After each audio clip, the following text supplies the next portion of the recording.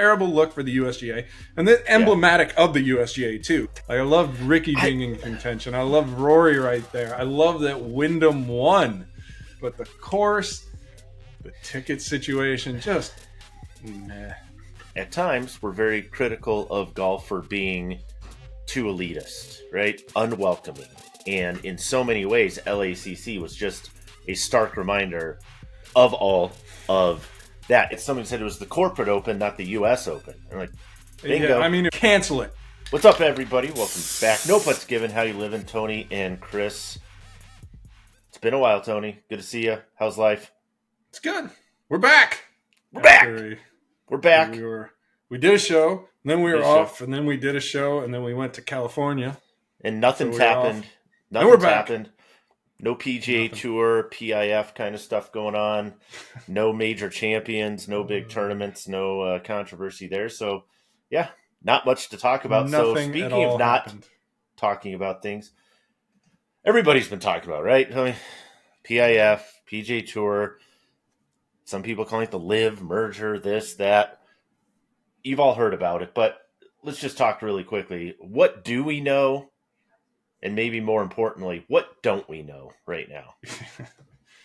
So what we know is that the PGA Tour is, call it a merger. It seems to be more like a financing plan, right? Where the right. Saudi Investment Fund, aka PIF, Fund of Saudi Arabia, yep. Will finance the PGA Tour, have a right of first refusal over any other investment opportunities and things like that. And sort of in exchange or as part of this, all of that legal stuff that was going on disappears. Right.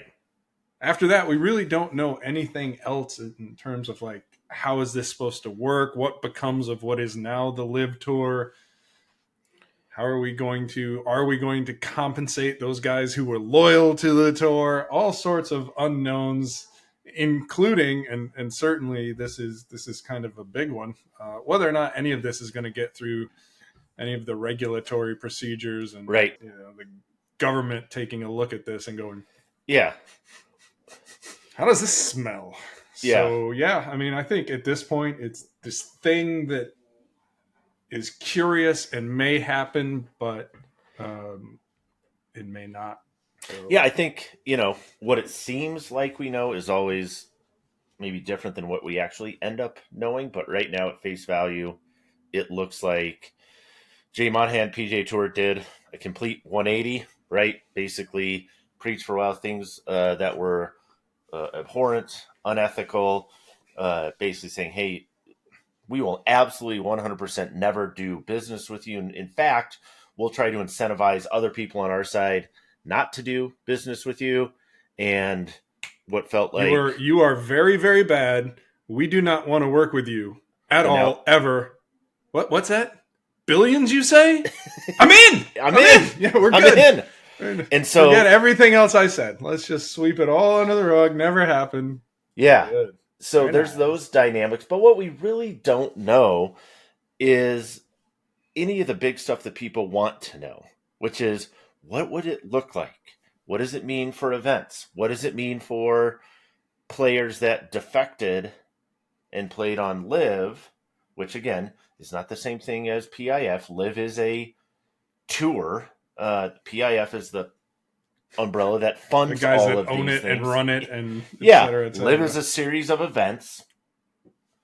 We don't know if or how those players may gain access back to the PGA Tour if they want to, or what that may even look like. And beyond that, we actually don't even know if the deal is going to go through. Like I said, Department of Justice, the governmental organizations have processes for these things to make sure that just because two bodies come up with an idea and an agreement doesn't mean it's lawful, legal, or in the best interests of other parties that get to have a say in the conversation, right? So what I read, Wall Street Journal said, 2025 at the earliest, if everything went super smooth, it could take a full year to approve the deal. If it doesn't go smoothly, it will be longer than that. And so what you're talking about is, again, there's a lot of hurt feelings now, rightfully so. A lot of calls of hypocrisy and things again, which I think are totally justified now. So in the moment,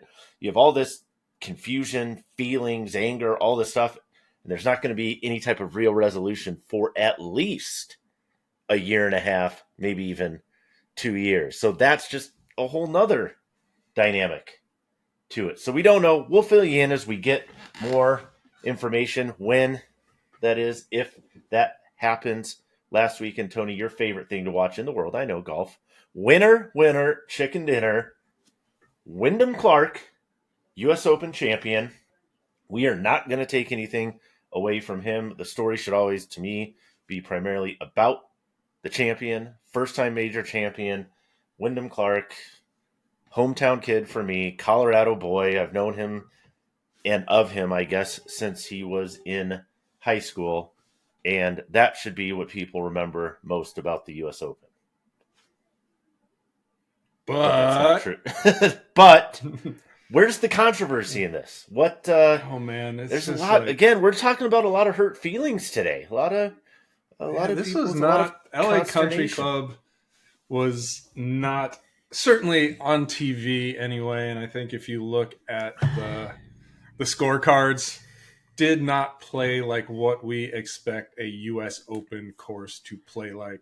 They're supposed to have teeth. They're supposed to be difficult. Yeah, it's certainly a fine line between creating a challenging course and creating nightmare fuel, if you will. Yeah. But nothing about this was like a U.S. Open with the way what appears to be certainly being reported, the chatter, an absolute debacle with the ticketing. They had the ambiance of a live event and not a live event in Australia. I'm talking about a live event that would be here in like the US, Tulsa or something. Yeah. It just was not. It was not in any respect what we want an Open Championship to be, a U.S. Open Championship, except I really did love the leaderboard here. Like, I loved Ricky being in contention. I loved Rory right there. I love that Wyndham won.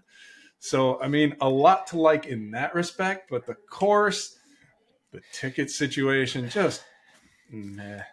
Here's my issue with it. And like I said, love the leaderboard. Those players really bailed out the USGA, I think, because had we had a leaderboard that was not star-studded, and no disrespect whatsoever to any player that qualified for the U.S. Open, because that in and of itself is a remarkable accomplishment. But if you had people, not Ricky, not Rory, not Wyndham, not, household names up there, I think people would have leaned more into the fact that, to me, it's like, on one hand, you have the U.S. Open, right? The idea has been to places, take like Bethpage, right? And we talk about like public access and courses and things like this.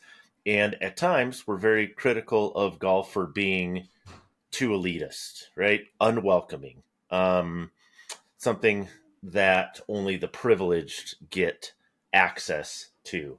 And in so many ways, L.A.C.C. was just a stark reminder of all of that. Somebody said it was the corporate Open, not the U.S. Open. I'm like, bingo. Yeah, I mean, it wasn't. You can't even call it the corporate Open. It was like this privately held U.S. Open Championship. Just absolutely gross. Like, Golf Digest, Joel Beal had the numbers, but it's like 24,000 tickets, a very healthy chunk of which went to corporate boxes. Right. A good chunk of what was left over was made available to LA Country Club members who basically bought them all, didn't actually give them to anybody else because we don't want people trampling our golf course. Buy out the movie theater so that you and your family can watch. So would you have like 4,000 to 5,000 actual, opened up and available to the pores, if you will? I mean, just terrible look for the USGA. And then emblematic of the USGA too. Like, everything is reactive, so that somewhere they're sitting in an office going, "Oh, we didn't see that coming. Never occurred to us that these guys would buy up all the tickets and not let anybody in." I mean, again, just reactive, never forward-looking. And what is it supposed to be? 2039, 36, whatever it is. They're already supposed to go back at some point. They're on the docket. Yeah, cancel it. Yeah, brutal No more decision. at L.A.C.C. I mean, it's not an open venue to begin with, and the way that No. these jabronis decided they were going to manage it and make it their own, inexcusable, unforgivable. Get them the F out. I'm with you. Matt Janella had a great post on it. Shout out to Matt and the crew over at Fire Pit. He said something to the effect of, going into the U.S. Open, I had hoped to be able to work an invite from somebody and to go play, because the course does look awesome. Like the course itself, Beautiful course. I would love to Not play. Not an open style course necessarily, but a beautiful No, course. but a course I would love to play. And he said, after hearing about the rules, the 1,000-page rule book and all the regulations, most of which start with no. The majority of which start with no. He's like, you know what? I'd pass. I'd rather go play Goat Hill than have to deal with that. And I say, Matt, I agree with you 100%. You are on the right track there. So, and we talked about this when we sat down with Fire Pit, right? How this happens is you of create a committee to create rules, and these committees thrive on making rules, and so you just get this series of increasingly unnecessary rules, and again, just the fact that the public for the organization that there was no purports to be want to grow the game, right? They are the trustees of golf and amateur golf and public golf and all kinds of golf to just go, you know what? No, this is the rich people's open. This is the exclusive open. Yeah, we'll next time we go to Bethpage, we'll let the pours back in, but we're gonna make this. Hey, and by the way, it's this exact type of thinking that's going to help regulate the golf ball and equipment moving forward, which we'll talk about in a second, because I want to mention that Mailbag, Tony. We had two good questions come out. We had a number of good questions come out of Mailbag this week. One of my favorite ones, one of the guys, can't remember his name. He said, so, all right, Titleist T-Series irons. Can you guys just talk about that for an hour? And quite easily we could. We could knock out an hour super easy. Maybe we'll do a whole episode only on T-Series irons. I don't know. Which we experienced today, and were, point of clarity, fitted for last week. So we have seen them. We've hit them. We have been dialed in to the extent that I can get dialed in anyway. We are there. But what can we tell? What can we tell people so far about that? Maybe a couple little teasers if we can't, because stuff's under embargo, which is French for people publish whenever they want to, and we retailers get to publish before you. Yeah, but we won't have more detailed information until early August when we can talk about it. But what can we tell people now? Yeah, so as is typically the case with embargo, tech details are under wraps. What I would say is, in person, each of the four models that we've seen look absolutely as good, if not better, in person. So this is not a situation where Titleist photoshopped its way to better looking irons. These actually look really, really good. And, as I mentioned a time or two before, wasn't really a fan of the T200, wasn't really a fan of the T300. 100S look nice, but very simple designs. But after that, I'm like, what are you guys doing? Now I'm like, I see what you're doing, and I like. What are you doing? Yeah. So that's the first thing we can say is they look as good in person as they look in photos.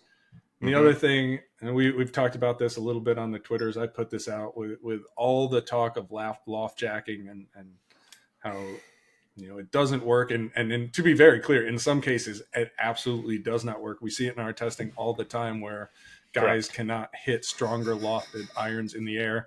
Definitely depends on the design. And having said that, and you and I, caveat here, you and I tend to be not tour level speed, but higher swing speed players. And for both of us, the iron that we hit the highest, the iron which generated the steepest landing angle, was the strongest lofted of the four we hit. So, score one for design working as intended. Well, and this gets to my second mailbag question, which was, there's somebody kind of railing on, when you're talking about distance and this and that, you guys, blah, blah, blah, blah, blah. And I was like, okay. The point was, well, if something has more loft or less loft, again, we're talking static loft. So we're talking as measured on a loft lie machine. It's going to go further or shorter because of that one attribute. And it's like, no, you're missing something here. So let us help to educate a little bit around that. Is, yeah, you have static loft, right? So you take that club and we put it in and we measure it. Loft line says, okay, this 7-iron has 32 degrees of loft. Okay, that's great. But what are we missing there, Tony? If you only look at that and say 32 degrees aloft, what are we leaving out of this conversation that's super important? Yeah. What happens to that loft when you swing the club? How does the center of gravity impact the dynamics it impact? Are Mm-hmm. you creating loft through the act of swinging, right? And that's So dynamic loft, right? So there are some people that as they come into impact actually add loft, right? There are some people that trap the ball maybe a little bit better, have a descending, which is kind of what we want with irons. But again, not all of us do that or do it routinely. So that 32 degrees turns into something much less than 32 degrees. Then you have the geometry, right? Where's the weight in the head? Is there a lot of weight down here, like in the back and in the rear? Is there more weight up here on the top? How big is the blade? What is the sole doing? What kind of configuration?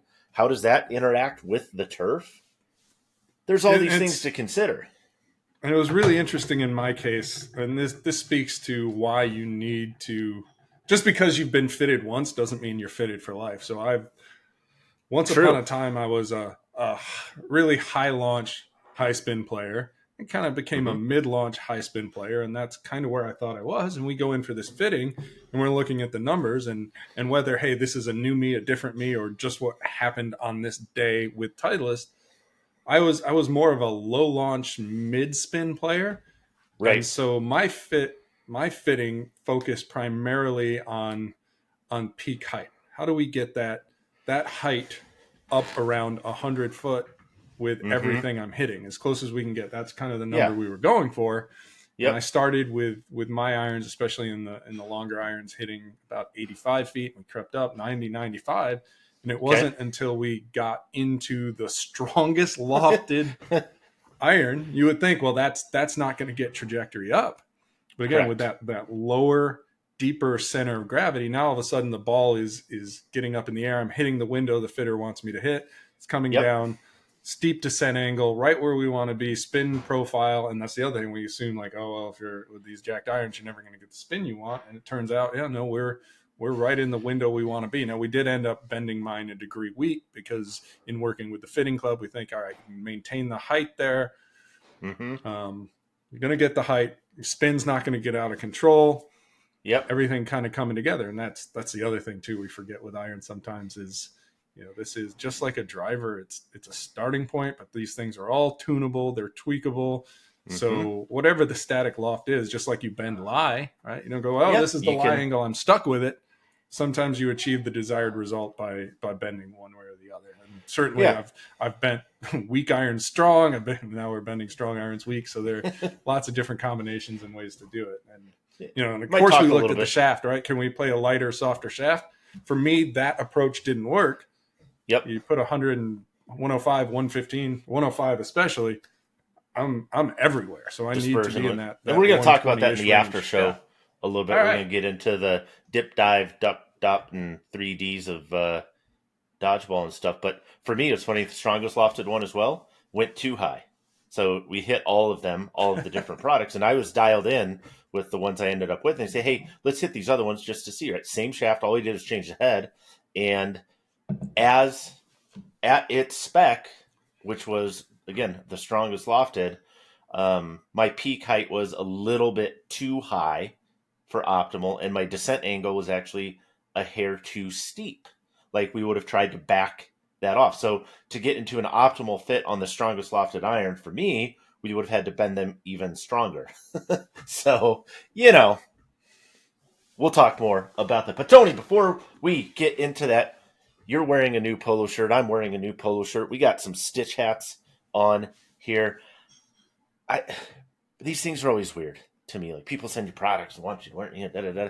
I actually really like these shirts. Like I'm not like a shirt connoisseur. I'm not going to go out and say that I am, but I do like certain things. So very quickly, why I like this shirt. couple things. You tell me if you agree or disagree. I'm not the most slim, trim fella in the world at times. And there's some of these ones that fit, like super, super Little crazy, hyper little tailored. tight, a little particular. And I also tend to run hot, aka I sweat a lot. And so having a shirt that and this is serious, like that's, it's moisture wicking, but super breathable, and then doesn't smell awful. Like once it wicks all that moisture out of you, Stitch has knocked it out of the park with these shirts. I haven't necessarily had a lot of Stitch shirts in the past. Wasn't That necessarily a was the brand first time I saw them. that I like ran to. Like, hey, I gotta have that shirt. But these shirts are super, super solid. Your thoughts? Yeah, I mean, it's a challenge for brands you can't buy at Dick's Sporting Goods, right? Like, do I want to take a chance on something I know nothing about? Don't know about the fabric, the way it fits.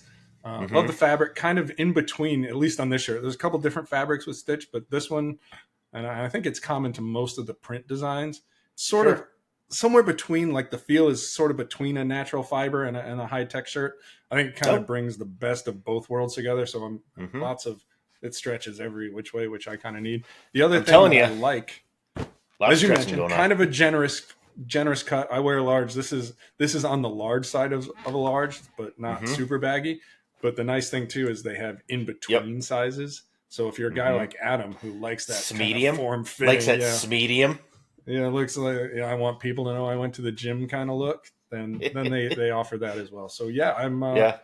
I am not only surprised, I'm like super happy with the product.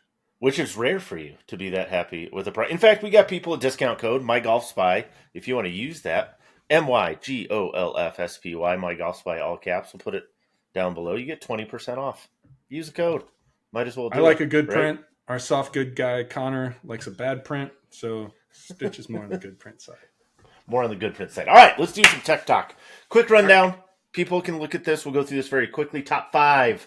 We got Super Game Improvement Iron results that came out this week. Again, this is the category where we are emphasizing, in many cases, as much technology as these companies have to put into a product to help the golfers that need it the most. Top 5, Tony. Let's go backwards from 5 to 1.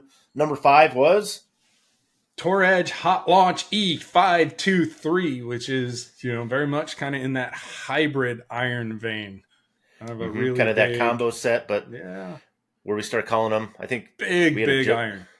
Big iron. You don't play irons, you play brids. So you have like a 5 brid, a 6 brid, a 7 brid, an 8 brid. But performance absolutely fantastic. Check it out. Number 4. TaylorMade Stealth HD. This one's Jeez. not surprising to me at all. Mm-mm. As you've seen from our game improvement, Stealth has been a strong performer. And when Yep. we hit these at the Kingdom last winter, just absurd how easy it is to get the ball in the air. And they So if sounded you're and a guy felt that, much better than I yeah, thought they would. So yeah, and shout again, out to kind of TaylorMade for not taking the stealth iron in its game improvement category and just kind of tweaking it to do something different. This is built as an independent. I mean, yes, part of the stealth family, but they had their own goals and designs with that iron, which I thought were very, very cool. yeah, Third this place, was kind of Ping. like a really unique design for TaylorMade to kind of go into that. We'll talk about this more, but Yeah. real forgiveness, serious about weakening lofts for slower swing speed players, et cetera, et cetera. Mm-hmm. So Which we saw reflected in our third place finisher as well. Ping G430 HL. Again, the high launch HL. and for the typically for Ping, just a little bit different build more than necessarily different parts compared to standard G430. But again, an iron we knew we liked anyway. Easier to hit in the air, and I'm sensing a trend in this category, and I like it because this has been a spot where we've gone from chasing distance to an extent to dialing it back and doing a better job identifying the audience. Like this guy, what do they actually need to play better? What a shock!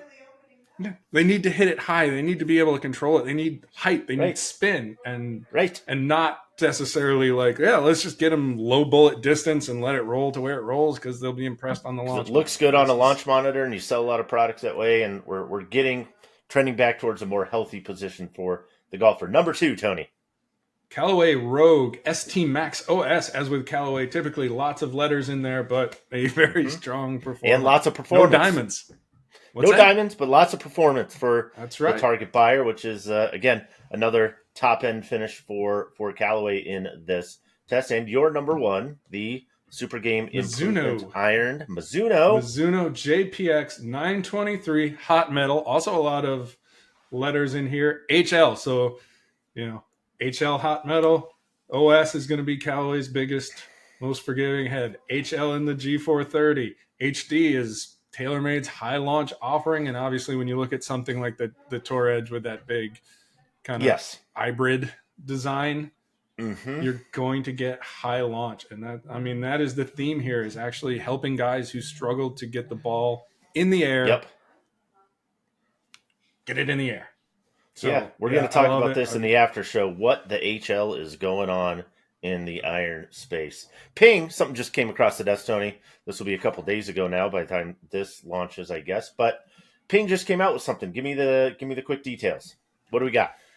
Yeah, new but not unexpected. We finally have the missing fairway wood in the Ping lineup. So in stores by this weekend, Ping G430 LST 3 wood, and I say 3 wood because it is a 3 wood only offering, more specifically a 15-degree 3 wood offering. But it's not entirely unique in the marketplace, but it's something different we haven't really seen from Ping in a while, for sure.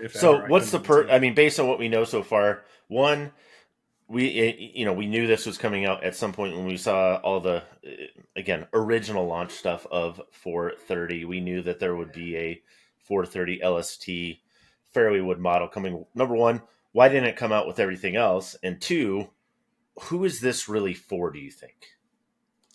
Yeah, I don't know why. It's always, maybe supply chain. Sure you do. Like that. You know exactly why. Maybe it's to refresh the market at a later date. It depends on which conspiracy you want to believe, I guess. But right. Bottom line, it just wasn't here. But Ping made no secret that it was coming. Sure. So that's not unlike right. Not unlike that. I had a little bit of a flashback to 410 LST, the driver, which came out kind of mid-cycle too, because at that point, from what we understood, they were really struggling to find a way to improve on 400 LST, and sometimes 18 months, believe it or not, isn't enough to iterate something that's vastly better, right? And so, maybe doing some final tweaks and that kind of stuff, but LST in Ping parlance is its low spin technology, right? So my guess is this is going to be something you'll see more maybe out on tour a little bit, or people looking that really need to or can benefit from less spin, needing that in their fairway wood, something we've seen similar with maybe like one of my favorite fairway woods this year, TaylorMade Stealth 2 Plus. Yeah, I think, very simply, it's a high launch, low spin bomber. That's kind of where it fits in the market. The thing I would point out, I pointed out in the article, that when that type of description comes from Ping, it means something different than when a similar description comes from TaylorMade or even Cobra. So we know Ping is not going to abandon MOI completely. They're not going to go all in on as little spin as possible. It's going to be a playable, lowish spin fairway with a distant slant, but I would still expect we're going to have some MOI in the mix here. It's not going to be like this, unhittable, woefully unforgiving thing that is for tour only in the average. No. Chance with it. No, it's still a Ping fairway wood. I kind of call it low spin with boundaries. Like it's within that segment, but it's going to cater toward, like I said, that higher launch, low spin kind of bomber type idea. More to come on that, particularly if we get some in hand and can test them and give you some individual we should mention, feedback. Right? So all titanium construction, carbon crown, but titanium body, titanium face. So if you wanted to call it a mini driver, I think we can't call it. I think that's taken, but probably can't. So this is driver construction in a fairway wood package, and you're going to pay for that at retail $600. Whoa! MSRP, actual street price. Yes. Actual mat price or street price rather is going to be less. I presume. I'm guessing around 530. We'll have those details by the time this goes live. But yeah, it's very likely going to be the most expensive fairway wood from a major manufacturer on the market this year. There you Which go. is not necessarily something I saw coming from Ping. So a little bit surprising there. But here we go, Tony. You got your running shoes on. I got 5 questions. Speed golf, 60 seconds a question. No more than that. Here we go. Going back to the U.S. Open. Here's a proposition for you. Tell me if you like it or not. Once every 3 years, the U.S. Open needs to be held at a public course with green fees of $200 or less. I like the idea of a public course, and I would go so far as to say every other year. 200 or less could be hard to hit. There's a part of me that thinks it should always be held at a public course, but I would never miss L.A.C.C, but I would hate to lose Shinnecock and Winged Foot from the rotation. But yeah, this event needs to be at courses that actual golfers can play, and ideally at a reasonable rate. But yeah, definitely bring the U.S. Open to public courses way more often. I love that. I'd love to hear what people think on that one too. Where would you like to see it played? Last week, Paul Azinger, he got roasted as an announcer, and I was one of the people roasting him. Full disclosure, I thought he was brutal on a number of occasions. Definitely off his game, or maybe that just is his game. It's antiquated, it's old, but Twitter's full of negative thinking and stuff. People have all sorts of complaints, and generally with very few solutions. So, new rule, if you complain, you got to offer a solution. So if I'm going to get rid of Azinger, who should we replace him with, Tony? That's a hell of a question. I mean, I said, people have been bitching about announcers since the dawn of time. It's gotten worse probably, but I was not a Johnny Miller fan. I'm probably not in the majority when I say I like Faldo, or I liked Faldo. I guess we have to speak in past tenses now. Sure. He's not dead. It's tough. I think, perfect world, right? We have the technology. Why not give me my choice? Like have 3 guys, to choose from. From what I understand, I think, when the no laying up guys, that was, again, fan base, but generally positively reviewed. I am shocked to this day that Shane Bacon does not have a job with a major broadcast outfit. I think that's absolutely ridiculous. I think that's criminal. Yeah. And I think, fundamentally, I don't know what the solution is, because everybody's going to hate somebody. Everybody's going to hate somebody. Yep.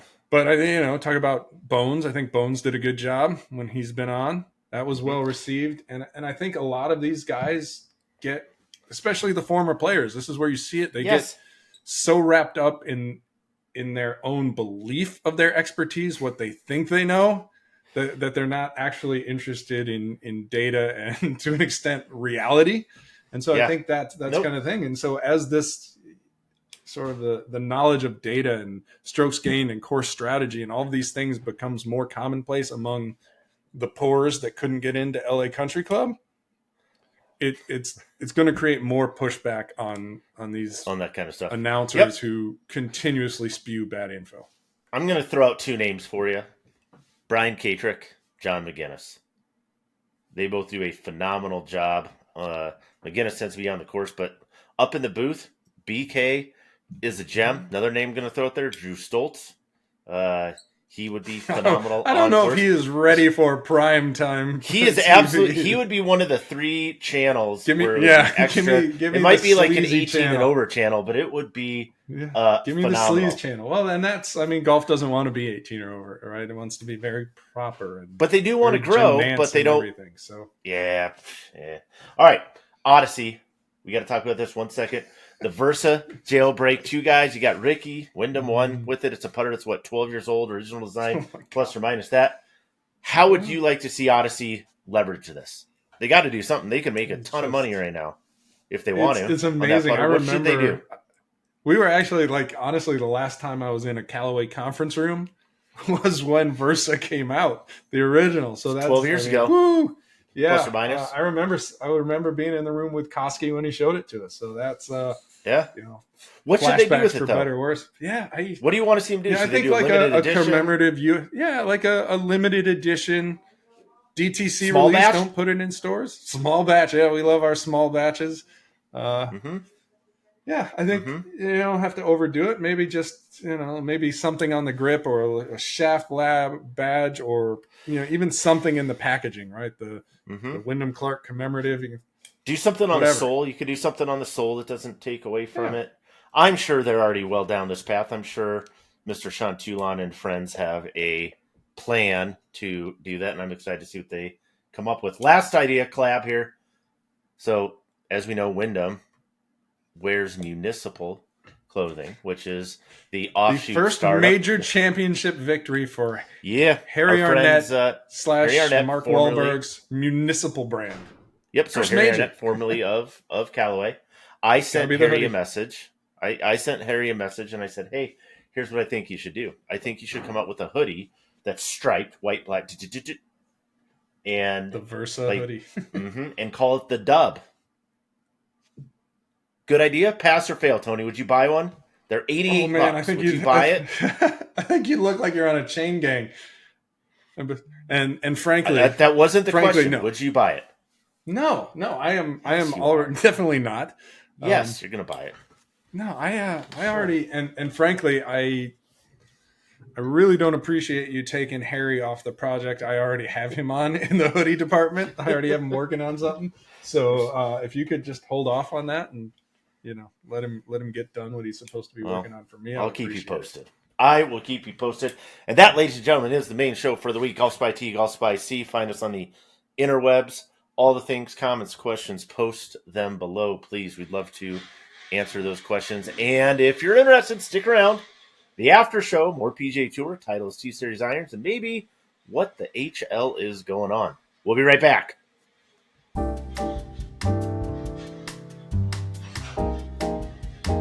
Okay. Another sip of coffee. Here we go, Tony. We're back. Still wearing our Stitch gear. This stuff is comfortable as hell. It is. All kidding aside, it's so good. I was surprised. I was very surprised, but surprised not there. I was optimistic going into it, but it met and in some cases exceeded my expectations, which is great. Like, good. Anyway, all right, let's talk this HL stuff first. I said, what the HL is going on? I noticed this in that we got the super game improvement stuff back, but to me the bigger thing there is across the board. Basically, what we saw is that the best performing irons almost reversed the trend that we had seen before of loft jacking, where, yes, there were companies that certainly just took a 38-degree club, made it 34 degrees, and said, hey, look, it goes X number of yards farther, right?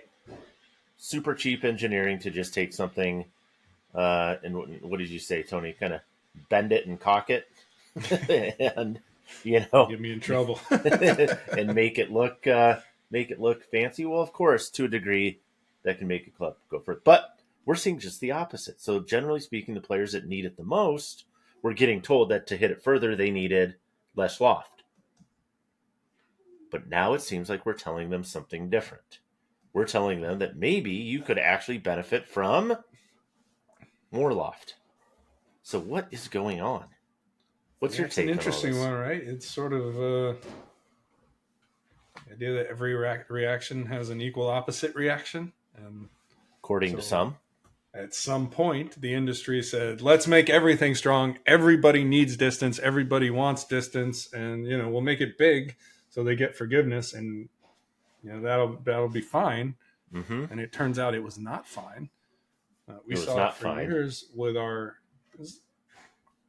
we don't exclusively use slow swing speed testers in our SGI test, but it's definitely, when you look at it caters that way, though, right? Yeah, we definitely slant it towards slower swing speed guys, and we see it. If you look at the data that we published, going back to certainly when we gave you the full set of data, if you look at like descent angles and things like that, nobody is hitting that D, so to speak. Like, they're failing on that number with just about every conventional iron set on the market. And so we've known for a while that some guys like you and me can activate that static loft and turn Right. it into the type of dynamic launch that we need. But these guys, in this demographic, they struggle to hit the ball in the air, and so Mm-hmm. more loft has always made sense.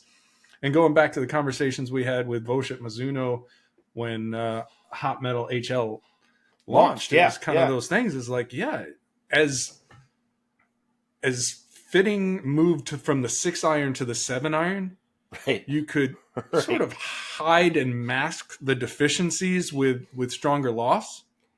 But if you look at how these guys hit 6-irons, 5-irons, it's nowhere close to what it needs to be. And so, like I said, this has made sense for a long time, and it's refreshing to see Mm-hmm. that almost industry wide here, guys are on board going, yeah, it turns out that slower swing speed players do need higher launch. They do need more spin. And in some cases, that is actually the recipe to produce more distance and at a minimum, more playable distance, right? We want it to go up and come Yeah. down, not to just kind of go Generally, this just like, right? Generally, there's less resistance in the air than there is on the ground, is one thing. And secondly, like, I thought this part was super interesting, and I think I may have mentioned this in the article. I think I wrote the one on the Stealth HD irons when they launched. And part of what TaylorMade did, which I thought was really cool, was they kind of got out of the way of like, hey, here's what we think this iron needs to be.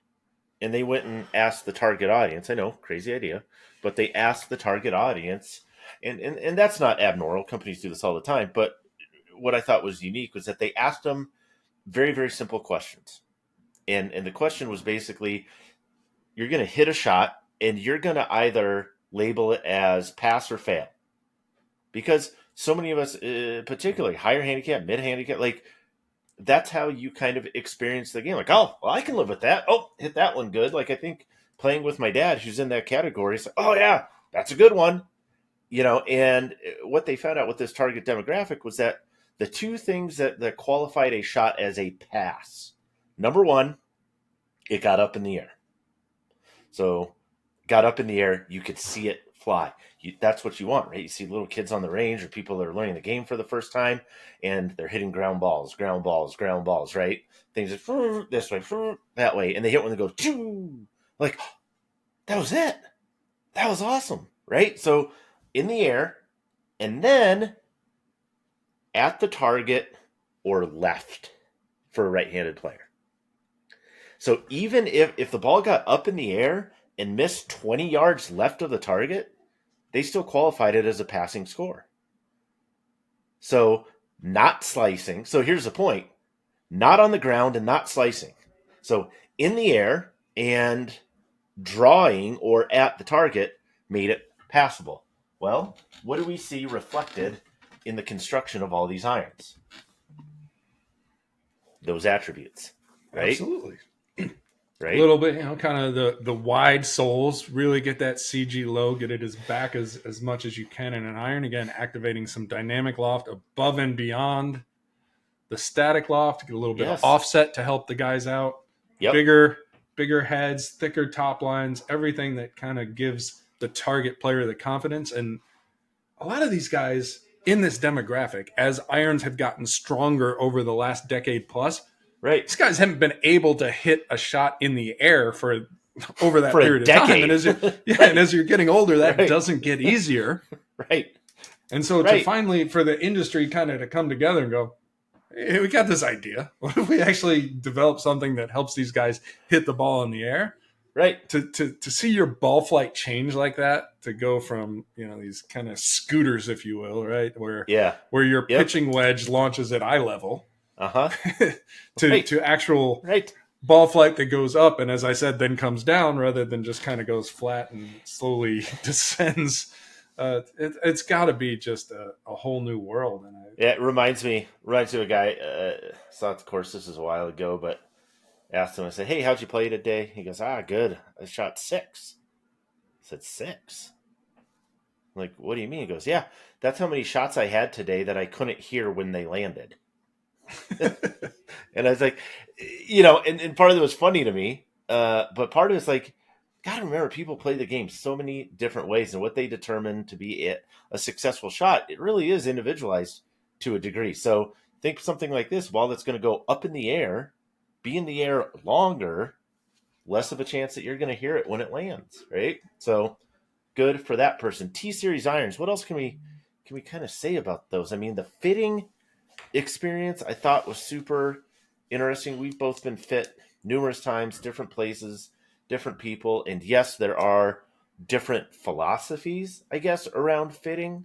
But the two things that I kind of want to call it that don't really have anything to do with the T-Series irons themselves, but is that element of fitting. Like, it became just, again, more and more and more increasingly clear to me that, you know, if you're going to invest the money in a new set of clubs, I mean, you have to get fit, don't you? You should. You I should. mean, I guess it depends what you buy to an extent. Yeah. I mean, if you're Yes. talking like a sub Yes. 70 Tacoma, those kind of value Yes. brands, if you will, that have a solid product. If you're going to take a chance, if you're going to buy something off the rack or off the internets and not work Right. with a fitter, I think that's where you should do it. But if you're going to go out, I mean, anything forged now, and basically anything start like 999 is almost the jumping off point. There's some exceptions, Sure. but that's Yeah. kind of where the conversation starts. And then if you get Yep. into single piece forgings or even Sure. I get multi that. piece forgings, Yep. $1,700, Yep. like yeah, you want to get dialed in. It's almost like buying a car without going for a test drive at that point. Yeah. Well, and I mean, I guess the two things that jumped out to me during my fitting was things that I hadn't necessarily thought of before, and maybe this can help people too. Was, Titleist is going to talk a lot about distance, dispersion, and descent angle, right? We've talked about these things before using different Dip, terms, but duck, dive, dip, dive, duck, dive, and dodge. descent angle. They should have five. That could be a great T-shirt. They should come up with something for that. But what kind of resonated with me, and again, talk about those as like three targets. So you have to have a certain distance, and more or less, yes, that there's a big ball speed element to that, right? Descent angle, right? So as that shot is coming down into the green, what can actually hold a firm green? Like if you start getting below a certain number, say 46, depends on the other factors, but having an appropriate descent angle. And question that we get a lot of times, like, well, what is it, 80% of iron sets right now, I want to say, on the tour are some type of a combo set. People aren't playing, 4 iron through wedge, all the same one. There's, again, maybe they're splitting at the 4 iron, maybe it's 5, maybe it's 6. But where should you split your set? If you are interested in splitting a set of irons, how do you know if it's at the 8 iron or the 7 iron or the 6 iron? Question mark. It's all in the numbers, right? At what point with this set do I need to make a change? At what point in the set am I not achieving an optimal result? And sometimes that's again like a breaking point between a 6 or 7 and 7 or 8. Mm-hmm. Sometimes it's that choice of, all right, where do I go away from a conventional iron to something like a utility iron or a hybrid, or my favorite, the 7 wood. Mm-hmm. And it really is like Mm-hmm. at what point in the set do I stop hitting the desirable windows? Yeah, and for Where me, I asked him, my fitter, whose name is also Chris, fantastic, really, really good player. But so in our thing, we said, okay, for him, he said, you have to be able to keep 5 miles an hour of ball speed separation between irons. So we got the 7 iron dialed in, and it was 118 to 120 ball speed. Okay. So he said, okay, well, 5 iron has to be 128 to 130. Otherwise, did it? So the iron I was fit into in the 7 iron, I did not generate 128 miles an hour ball speed in that same model in the 5 iron. I said, okay, so we got to fit this 5 iron. Now, keeping in mind, we don't want to compromise spin, launch, trajectory, descent angle.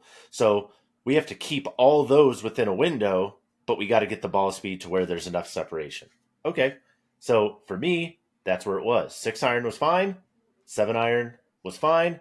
5 iron, that's where we had to go to something that was a little hotter, but didn't launch too much higher. And once I was able to maintain those 5s, he was like, okay, now we're good.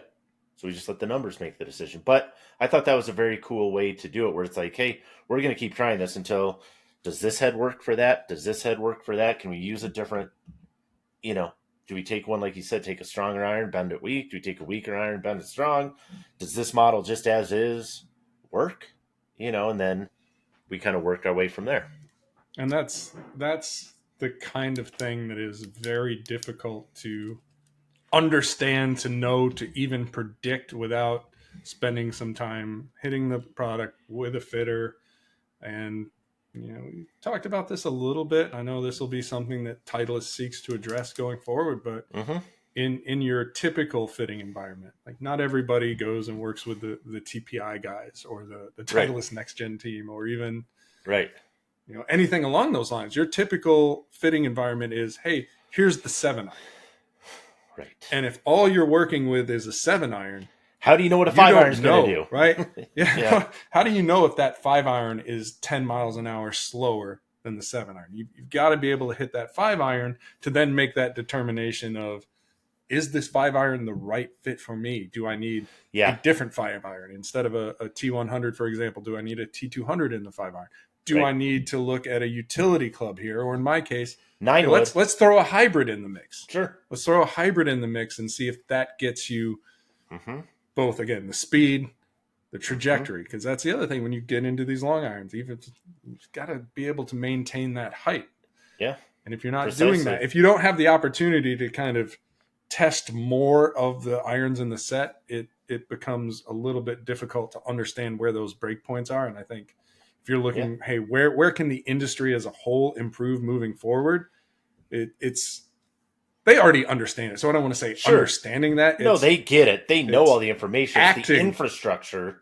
Acting on the fact that a 7 iron tells you what is ideal. Maybe in a 7, definitely in a 7. Maybe you can extrapolate an 8 and a 6, but as you move up and down in either direction, it becomes progressively cloudy as to whether or not this is going to translate. And certainly when you look at our iron tests again through the years, we've seen cases where I will generally speaking, ping is really over the years shown to be the best at this, where if a 7 iron performs really well for a guy, usually the 5 in pitch, if you want to call it a score, performance score, whatever, they're generally pretty close. There's a natural progression there. Whereas other brands, we've seen situations where we're getting really good results in the mid irons, and then short irons not so good. Yeah, long irons maybe complete trash, and so we know one club is probably not enough, and definitely not enough for every golfer.